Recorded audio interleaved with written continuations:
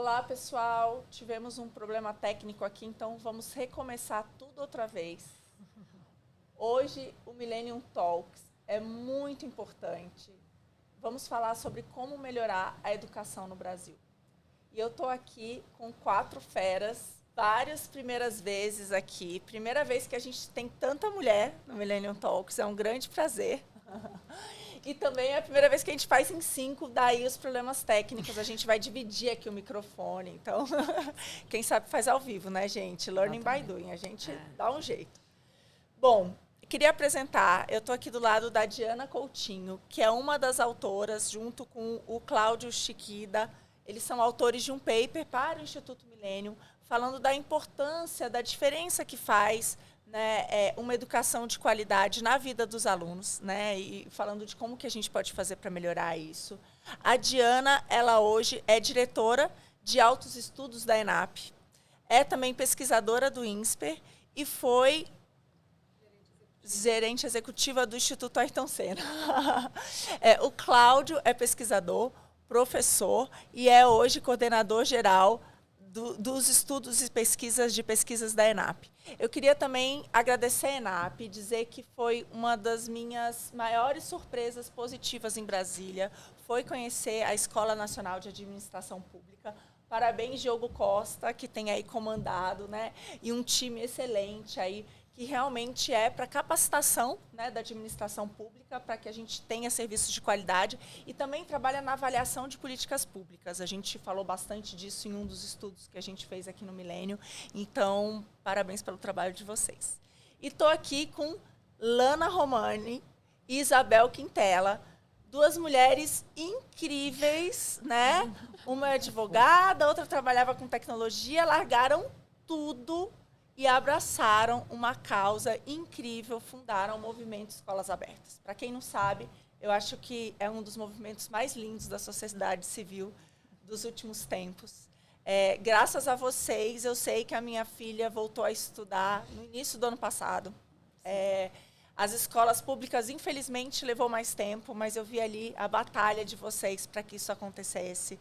Parabéns. Obrigada mesmo. Obrigada. E eu queria começar com uma pergunta, fazer aqui para a Diana e para o Cláudio. Qual o problema do ensino do Brasil?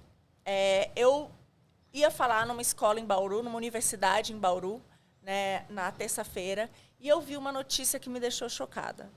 38% dos alunos hoje em universidade no Brasil são analfabetos funcionais. Eles não conseguem entender, né, textos com alguma complexidade. Isso me fez parar e pensar, o que eu vou falar para ser entendida aqui, né?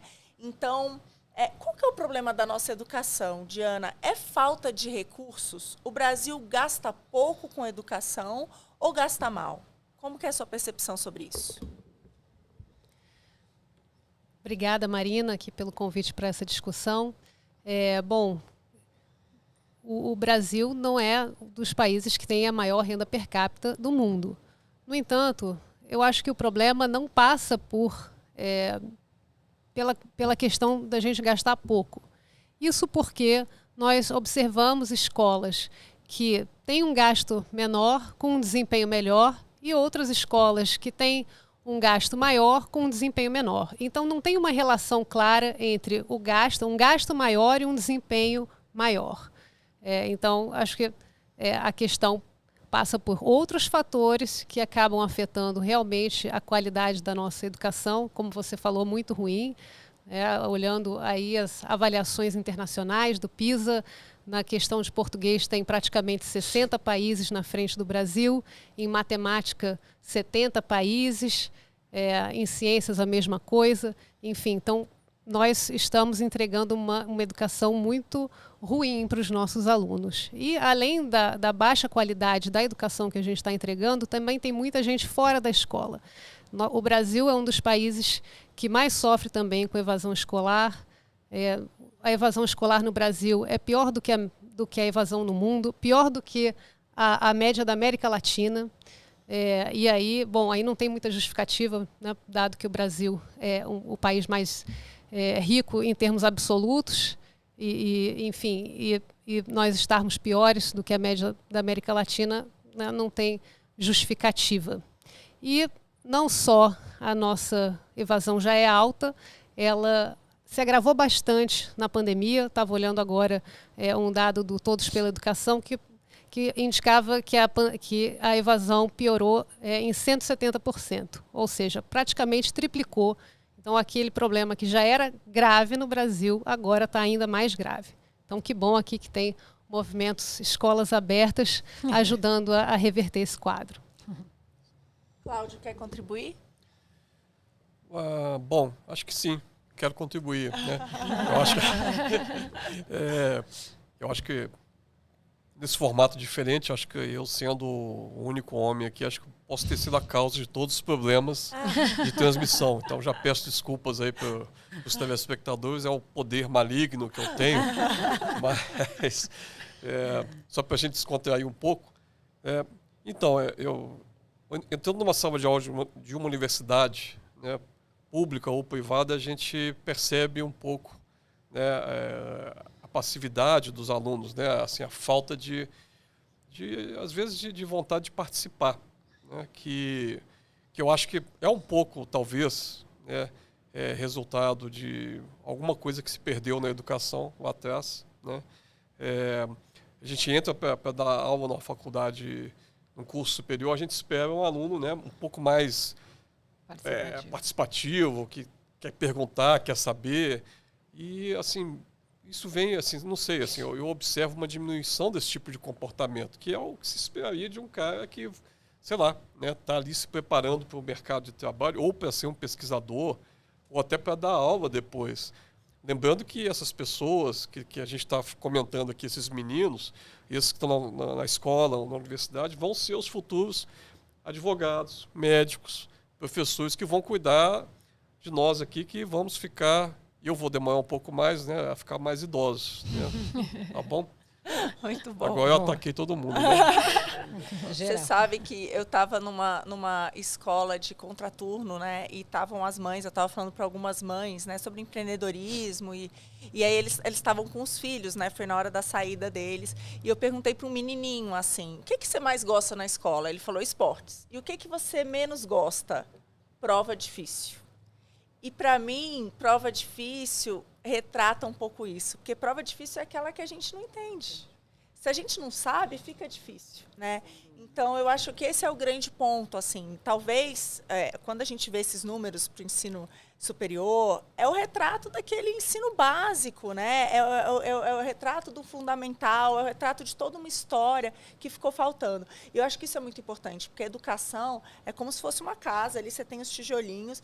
Então, assim, se faltar um, você não consegue, né? Então, se faltar um degrau, você não consegue dar aquele próximo passo. Então, isso é realmente triste, a gente precisa mudar isso. E, Lana, Isabel, o que levou vocês a largar tudo e brigar pela reabertura das escolas mesmo? Conta aqui um pouco pra gente dessa motivação. Bom, Marina, primeiro, obrigada pelo convite, né, de trazer a gente para discutir um tema tão importante, né, que a pandemia trouxe, né, como um dos problemas centrais, né, do país, e com pessoas tão capacitadas para a gente aprender também sobre educação.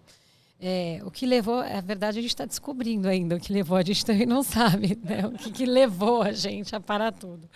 Mas o que aconteceu é que, enfim, eu sempre tive um lado, sempre trabalhei na iniciativa privada, trabalhei na área de marketing e tecnologia durante mais de 20 anos e conheci a Isabel, conversando em novembro de 2020, quando ela me deu uma aula do que era o Plano São Paulo lá atrás, né? E o porquê que as escolas já deviam estar abertas, né?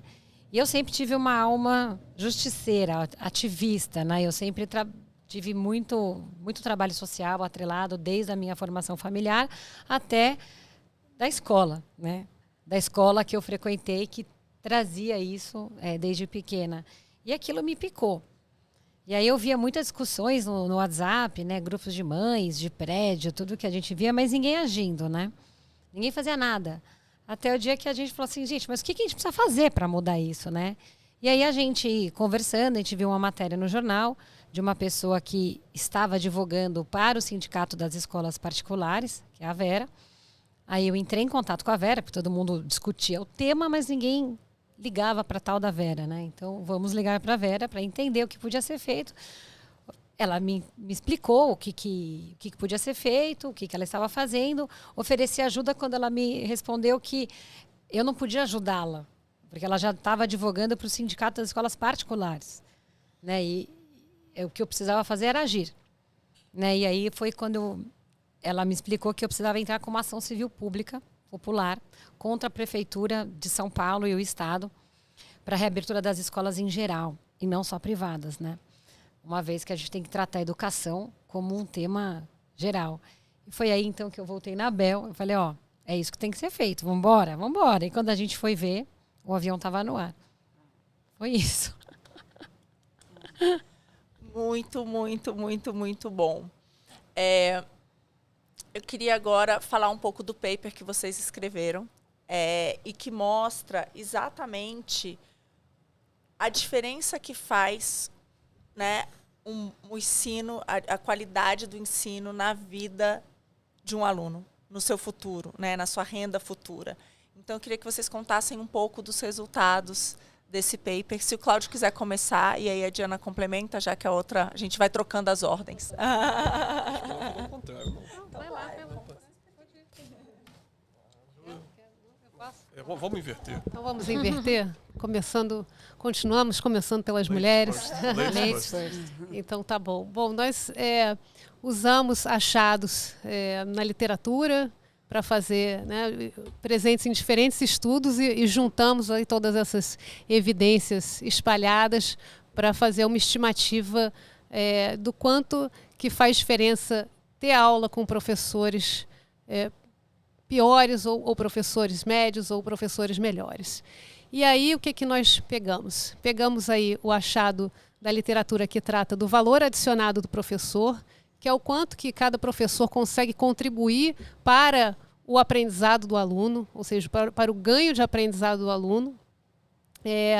E aí vimos, né, pelos resultados aí do estudo da Venturini, que a diferença entre um professor médio e o professor que está um desvio padrão acima dá um ganho de 20% no aprendizado do aluno, né? O que, traduzindo, um aluno médio ele aprende tipicamente 13 pontos na escala SAEB no ensino médio, e um aluno que está um desvio padrão acima aprende 50, e o que está 20% acima aprende 10 a mais, né? Então é um ganho dos professores. A diferença de ter aula com um professor médio para um professor que está um desvio padrão acima dá aí cerca de 77% de ganho de aprendizado acima da média. E aí, bom, nós fizemos um exercício pegando o que aconteceria se os alunos que têm aula com os 10% piores professores passassem a ter aula com os professores médios. E a gente fez essa conta e viu que eles teriam um aprendizado 35% de um desvio padrão, o que se traduz em termos de renda em 8% da renda a mais. Então, o que um aluno deixa de ganhar por estar tendo aula com os 10% piores, e se ele passasse a ter aula com o professor médio, esse aluno teria ao longo da sua vida 8% a mais de renda. Pegando aí a renda média de uma pessoa que conclui a educação básica no Brasil, que é o ensino médio, a renda é de 427 mil, o valor presente dessa renda, 8% a mais dá 35 mil, praticamente 35 mil a mais na renda desse aluno individualizado. Pegando para o conjunto de alunos que estão tendo aula com os 10% piores, se eles tivessem aula com os médios, isso daria um ganho agregado de renda para o Brasil de quase 100 bilhões. Então o custo de ter um professor, de ter aula com os piores em relação ao médio, não é isso de ter os piores e trocar pelos melhores, é ter os piores e ter em vez do médio. E isso já tem um custo aí de renda, só de renda, de quase 100 bilhões para o Brasil. Uau! Uau! Uau! Tipo, eu queria aproveitar essa parte e falar o seguinte: com isso vocês falam que por isso que seria importante a gente ter alguns critérios, primeiro, que mensurem, né, isso. Então, que você consiga avaliar o que é um professor bom, médio, os ruins, onde está essa dificuldade para a gente tentar corrigir isso. Então, um dos pontos que está ali fala um pouco da questão de avaliação de desempenho dos professores, né? O Brasil, hoje, já desde 98, a gente já prevê, né, que os funcionários públicos, de maneira geral, sejam avaliados, né? Mas, infelizmente, o que a gente vê é que é uma avaliação pro forma. A gente não implementou, de fato, uma avaliação importante. E isso que vocês falaram é muito importante, porque o foco no Brasil da educação é tudo, nos parece que não é o aluno. Né? A gente sabe que as escolas, o material escolar, os professores, tudo isso é meio.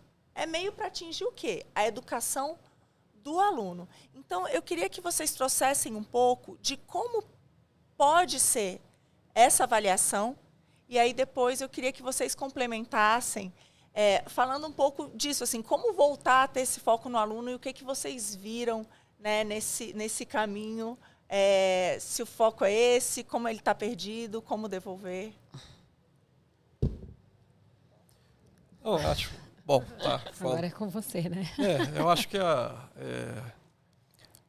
dentro do paper, né, a nossa proposta é um pouco que a gente... Bom, tem vários aspectos aí, né? Assim, mas antes de entrar especificamente na questão do paper, tem aí um ponto que eu acho que é legal, que é você melhorar, aperfeiçoar essa avaliação.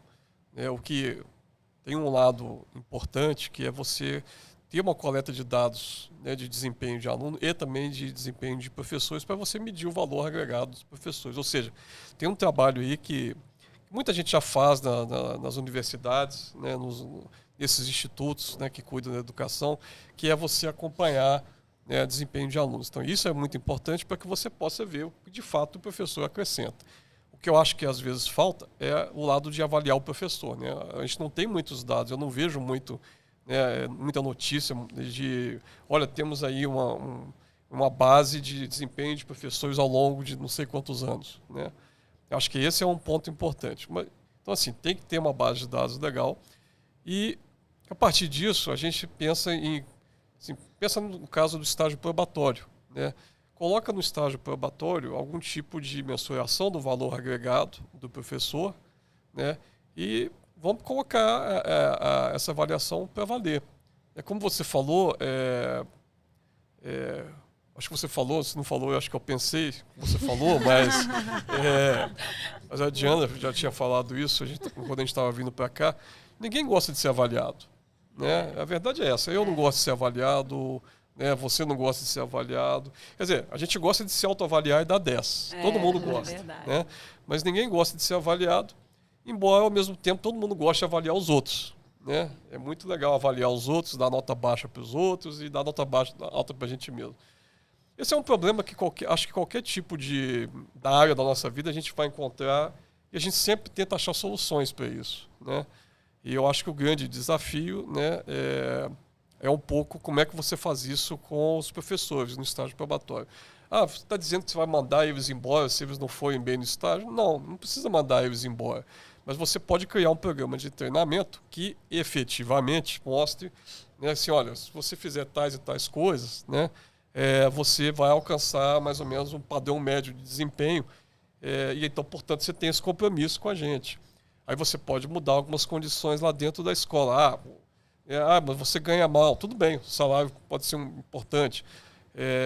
Então você vai trabalhar só nessa escola e vai ganhar um pouco mais. Ou você vai ter um bônus, né, por desempenho do aluno, né, uma parte variável da sua remuneração. E claro, né, assim, a gente poderia, sei lá, acho que entrar em detalhes acho que não é muito o caso aqui, mas acho que a bola levantada aqui para que vá para o jogo, né, para frente, né, para o ataque, né, é que a gente passe a discutir melhor, né, uma avaliação, como você falou, que não seja só para a forma. É isso que você falou mesmo, não pensei não, né, uma avaliação de fato, né, do professor, né. A gente que é professor sabe, é muito chato ser avaliado, né, mas também às vezes a avaliação que é feita, ela não é muito boa realmente, né, é um negócio pro forma, é um negócio meio, né, que também não tem muita consequência, né. E esse desenho é sempre doloroso, né? Mas eu acho que se o cara é gestor da educação, o trabalho dele é esse, né? Imagino. Nesse sentido, eu vou até citar aqui, tem uma pessoa que eu admiro muito, um professor que eu admiro muito do INSPER, e ele falou: Marina, eu era um péssimo professor. Péssimo. Mas eu entrei lá, os incentivos me tornaram um bom professor. Então, eu fui obrigada a me tornar um bom professor. Então, acho que é um pouco isso. Mas eu queria que vocês falassem um pouco sobre... Bom, eu acho que a primeira frase que me chamou muita atenção que você falou, Marina, foi: isso tudo é meio, mas e o aluno? Né? Que eu acho que foi a primeira grande surpresa e o motor atrás de nós duas de levar adiante o movimento. E o aluno? Né? A educação no Brasil, ela sempre foi dominada por dois polos, né? Os profissionais da educação e o governo. E as famílias, que defendem o interesse dos alunos. Né? E eu lembro que a gente sentava na mesa para discutir a abertura de escola e tinha uma lista. Mas e isso, mas e isso, mas e isso? Mas e o aluno? Né? E o aprendizado daquele aluno? E a gente se deparou muito com essa ideia de que o aprendizado se recupera. Né? E a gente sabe que não é assim. A gente sabe que existem janelas educacionais para certas etapas a serem alcançadas. E muito do nosso movimento foi tentar trazer para a discussão e o aluno, né? O que a gente pode fazer para melhorar o aprendizado, aonde que essa criança tem que estar, que tipo de escola. A escola tem que estar aberta, a criança tem que estar na escola. Né? Então, essa sua frase me chamou muita atenção sobre a gente conseguir colocar o aluno nessa discussão, o efeito dessa educação toda no aluno. E, obviamente, sem dúvida, isso passa pela questão da licenciatura, né? Que a Alana tem aí se aprofundado nesse caminho um pouco mais a fundo. Né? Uma das coisas mais importantes, né, que a gente tem que lembrar é como que a gente vai mudar a educação, né, desse país, né? Então, assim, a gente está falando aqui em avaliações, dados, mas a primeira coisa é preciso agir, né? Porque dados não faltam, mas é preciso montar as estratégias e ir para o ataque. Porque a bola está no jogo e a gente precisa atacar, né? Então, a primeira coisa, né, que vem, e aí bota o aluno no centro e a gente termina lá depois com o professor, as escolas elas precisam estar abertas para que as crianças possam ir para a escola. Né? Então, se a escola não estiver aberta, não tem educação básica. Chega lá na frente, eu não consigo nem colocar essa criança numa universidade. Né? Uma outra maneira que a gente tem visto muito, né, de trabalhar um pouco isso, só no Brasil existe escola regular e escola em tempo integral. Isso só acontece no nosso país. Fora do Brasil, escola é tempo integral. Não existe você chegar nem no Chile e nem na Coreia e você falar de escola e você falar que você tem 3, 4 horas para dar 13, 14 matérias. Isso é impossível, né, de acontecer.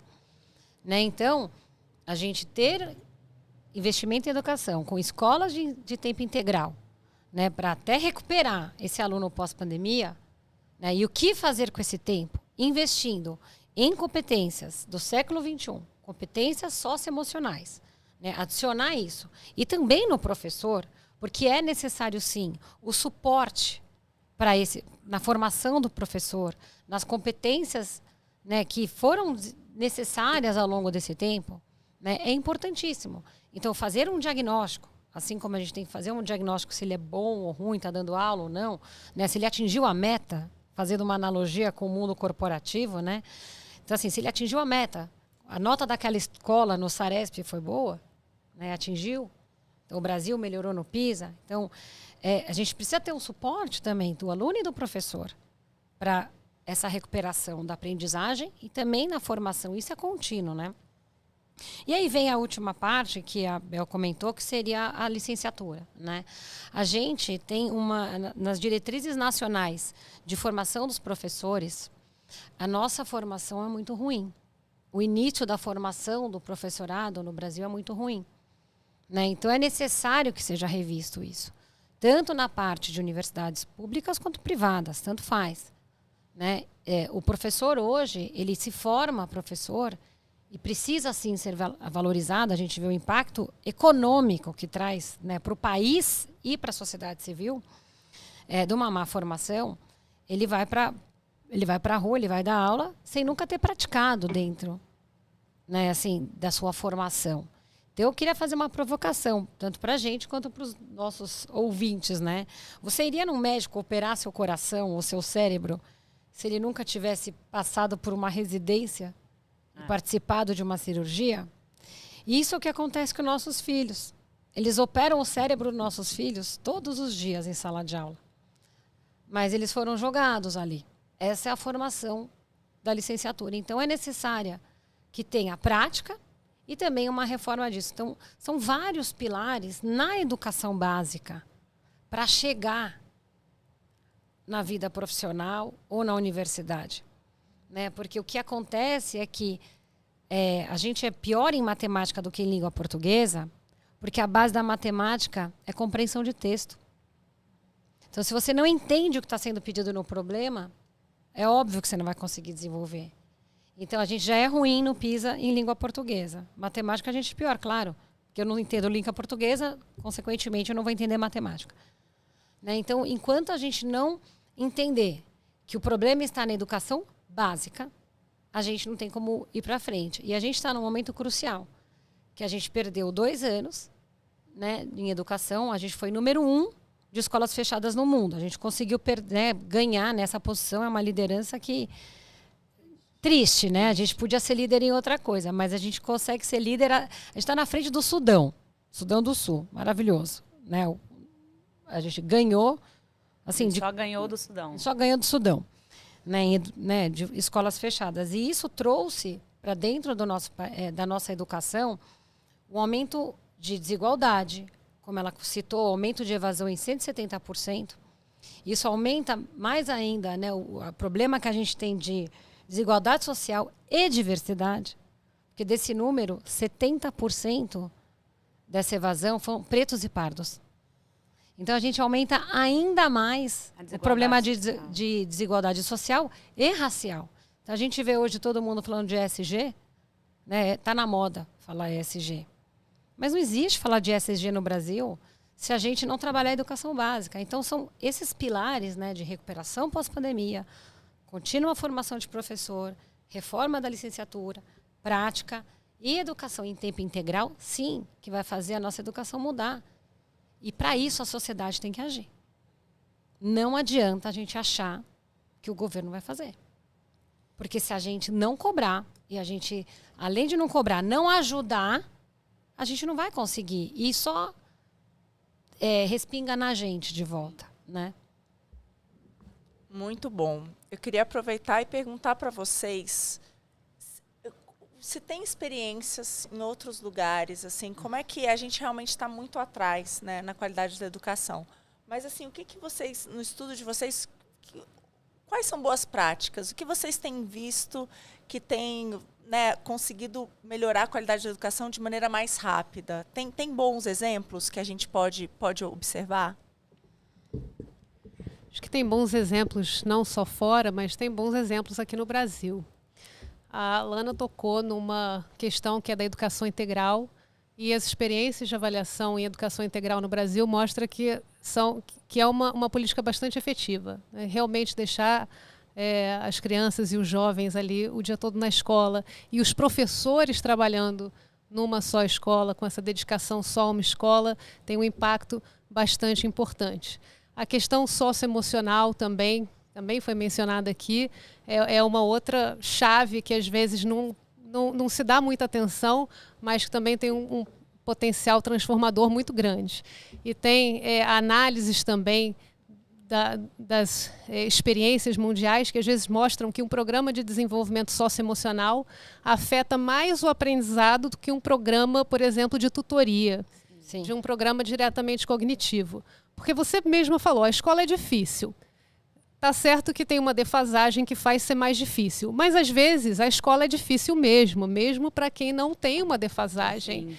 Às vezes um assunto é mais difícil, uma matéria é mais difícil, mas é muito importante também que o aluno esteja preparado para lidar com a dificuldade. E aí a questão socioemocional é muito importante, desenvolvendo essa resiliência, motivação e outros, para que o aluno ele consiga querer e consiga superar as dificuldades. Então, esses são alguns exemplos. E o que a gente traz aqui, essa sugestão de identificar os professores que conseguem contribuir mais para o ganho de aprendizado do aluno, e aí você consegue identificar os que são melhores, eles podem servir como mentores para os professores que não estão tão bem. A literatura mostra que esse aprendizado entre pares é bastante importante, e também nós acreditamos que um reconhecimento, uma valorização, então, de uma parte aí, de uma gratificação variável, pode também servir de incentivo para que os professores busquem se desenvolver ainda mais. São algumas sugestões. Não, muito bom. Até eu lembro de ver uma experiência ali, principalmente em Pernambuco, né? Eles fizeram algumas ideias e eu achei genial. Assim, primeiro tem também a questão do ensino integral, mas também de você conseguir dar, por exemplo, bônus para aqueles que estão indo melhor.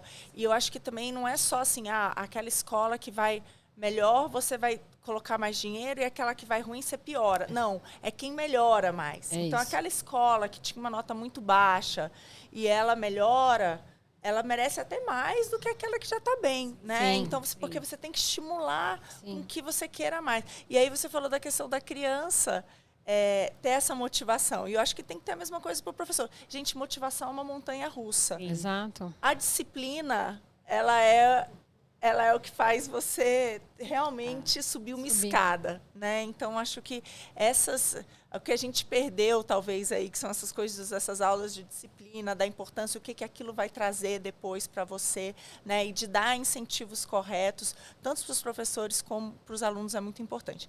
Agora, eu lembrei do nosso início, logo que vocês chegaram, que vocês estavam falando um pouco de como que o Brasil vê a educação.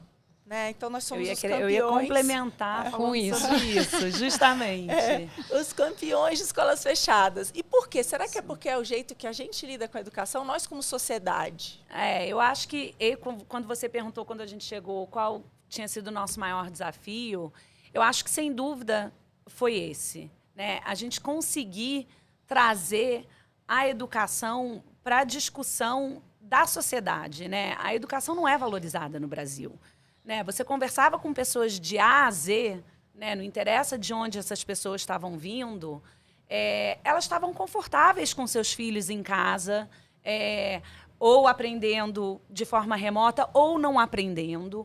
Né? As pessoas entendiam que A, B e C tinha que abrir antes de escola, né? Que era mais importante que o comércio abrisse antes da escola, que era mais importante que os shoppings estivessem abertos antes da escola, porque, afinal de contas, o que as pessoas precisavam trabalhar? Mas a educação é a base disso tudo. Né? A gente vive numa sociedade, no Brasil, a nossa sociedade brasileira não valoriza a educação. Uma coisa, inclusive, que a Lana levantou e que eu acho que é muito relevante, a gente agora aqui nesse ano de eleição, a gente nunca para perguntar para um deputado, para um vereador, qual é o plano dele para a educação. A gente está preocupado com a economia, está preocupado em como vai aumentar o emprego, o salário mínimo, mas e a educação? A educação é a base disso tudo. Então, esse foi o grande desafio, e eu acredito que a grande vitória do nosso movimento, se é que a gente pode elencar uma vitória, é trazer a discussão, a educação para a mesa de discussão. É falar, gente, vem cá, vamos discutir educação, vamos discutir o quão mal faz os nossos filhos estarem em casa enquanto está todo o resto aberto. Né? Esse foi, sem dúvida, o maior desafio do movimento Escolas Abertas. Né? E só complementando, eu acho que É a maior vitória. a maior vitória, sem dúvida. E acho que o mais importante, assim, eu acho que foi a primeira vez que a educação virou tema dentro da sociedade civil. Sim. Né? A gente precisa deixar isso sempre quente, né? Então, por isso que a gente transformou Escolas Abertas, inclusive, numa associação, para a gente trazer, não perder esse legado. Então, o mais importante é lembrar, se a sociedade civil não tiver, né, se for uma coisa tríplice, né, não é só governo e profissionais de educação, tem a sociedade civil, que são as famílias, né, aluno, pai, vó, tios, qualquer pessoa, qualquer indivíduo, né, que saiba que a educação é realmente o ponto transformador social. E o mais curioso de tudo isso é que todas as vezes que a gente entrava, né, para lutar pela abertura da escola, ou, né, para não pode ir na escola, só pode abrir para dar extracurricular, tipo, isso era totalmente político, isso era zero. O problema isso não tinha nada a ver, né? Eu estou na escola para dar curricular ou não curricular? Não fazia o menor sentido. E a gente ouvia muito, mas você não conhece o chão da escola. Você não tem lugar de fala. Por que eu não tenho lugar de fala? Porque meus filhos estudam em escola particular, eu não tenho lugar de fala? Ao contrário. A gente tem que ter educação como algo acima de ideologia, acima de partidos. A gente está mais do que na hora da sociedade civil se unir, sim, né, e não ficar polarizada, para que a gente coloque a educação num pacto, um pacto de recuperação dessa educação. Porque hoje a gente vive uma pandemia da educação. Sim. Né? O que aconteceu com a nossa educação é um horror. A gente teve o pior desempenho dos últimos anos, desde 2010, nas notas do ensino médio. Né? Então, assim, nossa, que profissional você vai formar? Se a gente fizer um link com a economia, quem vai investir num país desse? Sim. Esse ponto acho que é bem importante. Até tem o estudo lá do Ricardo Paes de Barros, que foi bem interessante. Ele faz exatamente por faixa etária. Uhum. Quanto que o Brasil perdeu em termos de PIB, PIB. por conta da população mais idosa, da classe trabalhadora, que foi muito compensada por todos os programas econômicos, e as crianças. Sim. E o pior foi exatamente sobre as crianças. Isso, um estudo feito mostrando 1 ano. Imagina se você soma isso, que foram praticamente 2 anos. Então, assim, é uma loucura. Agora, eu fico imaginando, eu tenho uma dúvida em relação a isso, que é um pouco da dificuldade. A gente tem, eu tenho, enfim, uma pessoa que eu admiro muito, uma colega, que é a Priscila, e ela abriu o Escolas Abertas lá na Bahia. Ela foi uma das primeiras, né, de trazer esse movimento e tal. E ela está com 13 processos, né? Abriram 13 processos contra ela. Física. Na física, Sim. né? Os sindicatos, por ela falar desse tema. Sim. Então, eu queria que vocês também trouxessem um pouco desse, para trazer mais gente para ajudar vocês, para mostrar. Eu vou complementar uma coisa sobre essa questão do processo, que tem muito a ver com o que a gente estava falando, que é essa ideia de que a gente não pode falar de educação porque, meu filho estuda na escola particular. Você não pode falar de educação porque...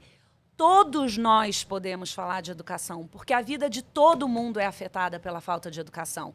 É afetada com a violência na rua, é afetada com a falta de mão de obra, é afetada com a falta de emprego, com o PIB que não cresce, com a desigualdade.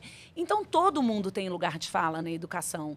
E eu acho que a gente foi a grande zebra dessa jogada, Escolas Abertas, se você pensar, porque até então, né, as pessoas que atuam na educação no Brasil não estavam acostumadas a lidar com a sociedade civil e com os receptores da educação, que somos nós, né, que são os nossos filhos e, indiretamente, todos nós.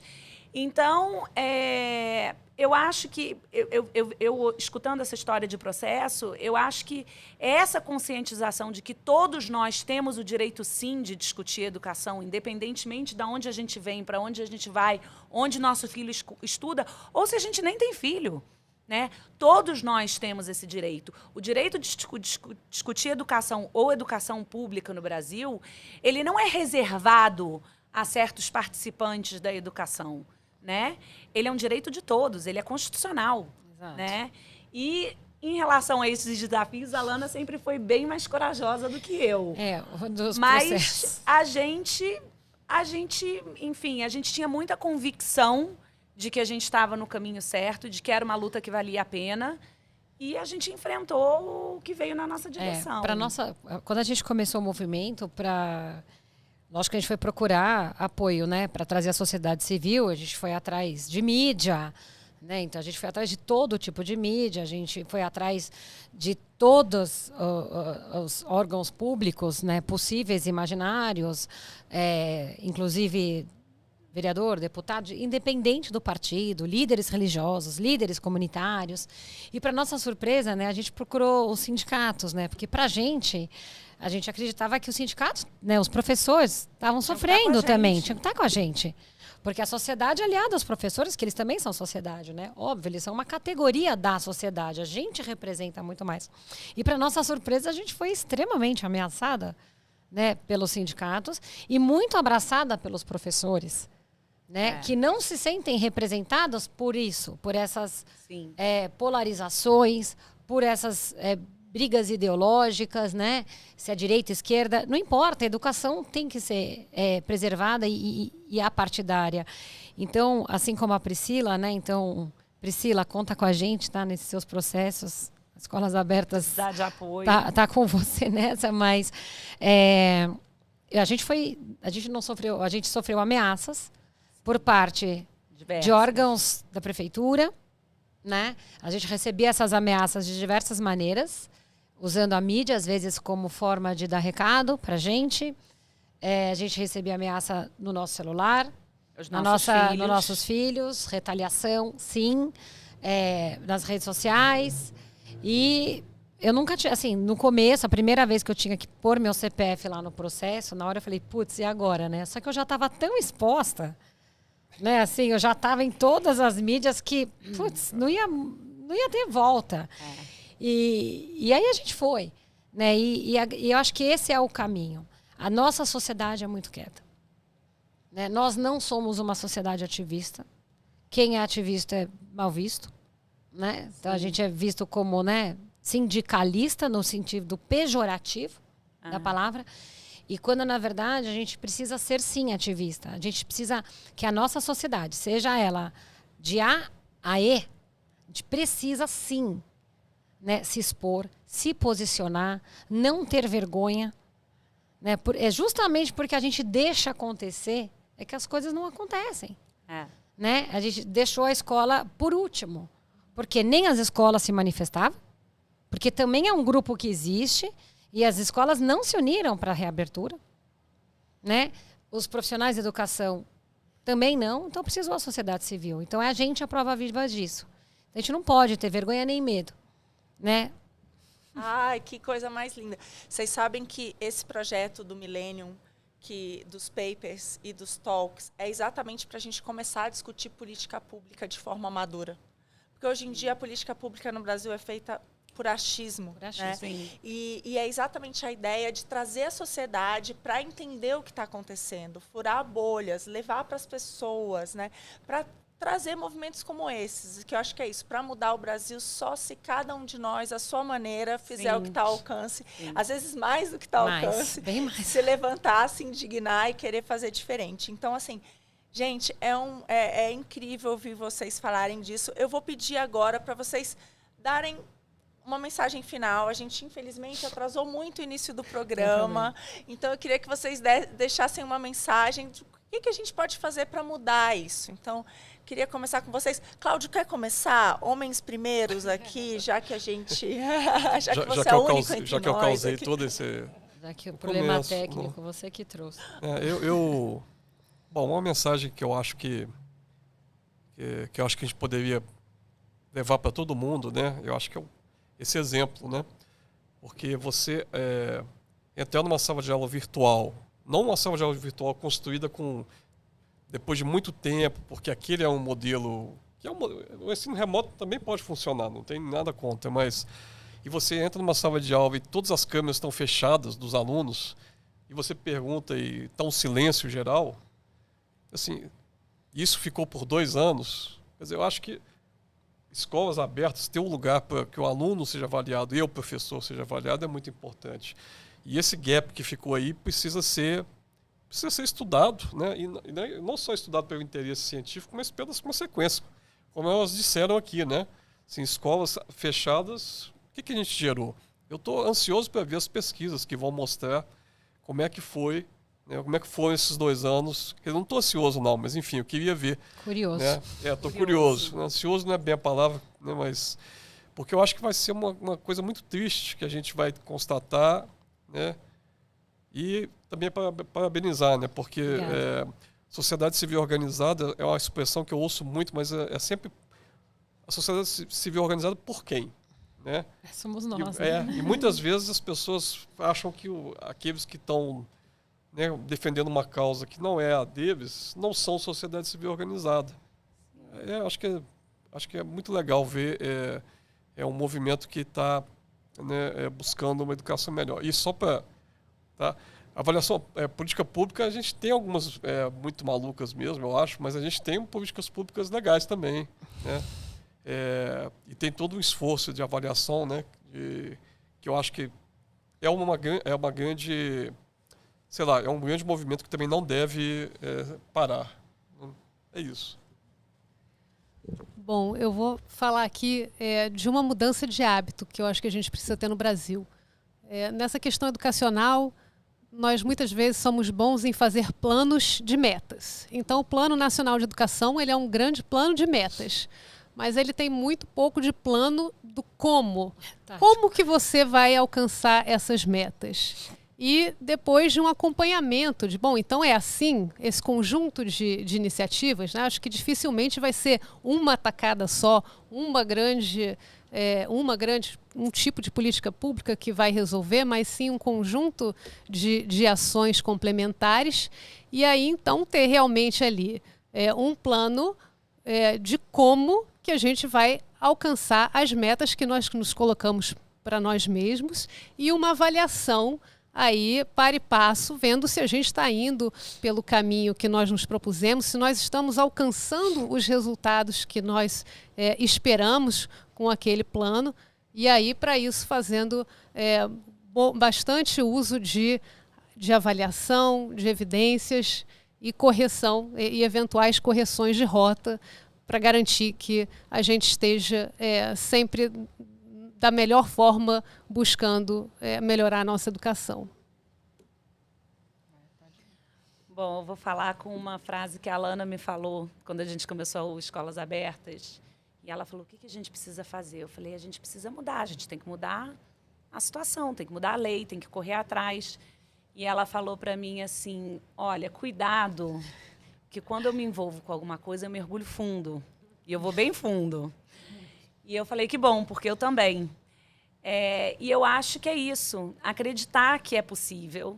Né? Lá em novembro de 2020, parecia impossível reabrir escola em São Paulo. Né? Com a situação, não só da pandemia, mas a situação política, parecia um sonho impossível. Né? Mas a gente focou naquilo que interessava, que eram as crianças. O nosso foco sempre foi o aluno, quer dizer... o movimento nasceu do amor de mãe, mas rapidamente ele se transferiu para o foco no aluno, né? E a gente enfrentou isso, a gente enfrentou os medos, as inseguranças, e eu acho que vale a pena. Vale a pena. Se existe alguma coisa que você acredita e que pode ser transformacional, como foi o movimento, vai fundo. Vai fundo. Né? Meu marido até brincou quando ele conheceu a Isabel. Ele falou, nossa, tem 2, né? Tipo, não é possível, né? Ele até falou que ia fazer 2 bustos, né? Para ele e para o marido dela, né? Que não acreditava que tinham 2 loucas, assim. Mas acho que o recado que eu queria deixar é que se teve uma herança que ficou para a gente da pandemia, foram 2 grandes heranças que eu acho que ninguém ia querer receber, mas que infelizmente deixaram, né? Que é o problema da herança da saúde mental e a herança da educação. E acho que o recado é o que a gente vai fazer com isso. Então, a gente precisa, sim, trazer a sociedade civil para o centro da educação. A gente não pode perder isso, né? Para combater exatamente essas 2 heranças. E a gente só vai conseguir fazer isso se unindo. Tanto a sociedade civil, quanto com o poder público, porque juntos é que a gente consegue transformar. A gente sozinho não chega em todas as pontas, em todas as escolas públicas, se eu não tiver com o governo. Né? Eu preciso deles. O que a gente consegue é potencializar a educação pública. Né? Então, há de ser feito, sim, essa união. Sociedade civil, iniciativa privada, sim. Pessoas físicas e jurídicas ajudando, sim, o poder público a potencializar o investimento público para que a gente possa recuperar a educação, melhorar, né, a qualidade da educação e combater esse problema de saúde mental que a gente veio da pandemia gerada tanto pelas escolas fechadas, né, quanto pela falta de socialização que a gente teve. Então, o que eu convido é que todos continuem nessa busca, e que ativem mais, cada vez mais, né, para que a gente não perca isso. Gente, muito obrigada a todos. Só lembrando, por favor, curtam, compartilhem. Isso aqui tem que chegar em mais gente. Tanta gente boa estudando esse tema tão importante, com tanta dica boa. Vamos junto e é isso aí. Um beijo. Obrigada.